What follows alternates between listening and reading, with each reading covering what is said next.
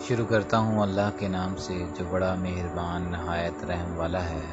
आज की हमारी वीडियो का उन्वान है बिगड़े कामों को दुरुस्त करने का वजीफ़ा।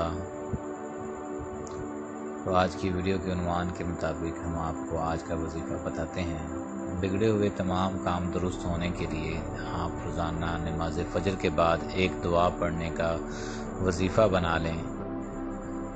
जो शख्स बाद नमाज फ़जर सूरह इखलास, कुल हुवल्लाहु अहद, आयतुल कुर्सी और सूरतुल क़दर इन्ना अंज़लना को किबला की तरफ मुँह करके पढ़ लिया करेगा तो इसके तमाम बिगड़े हुए काम अल्लाह की तरफ से दुरुस्त हो जाएंगे और हर तरह से आराम में रहेगा। तो तमाम दोस्तों से गुजारिश है कि इस पर अमल करें और अपने कामों को दुरुस्त करवाने के लिए अल्लाह से दुआ करें। इंशाअल्लाह नफ़ा होगा।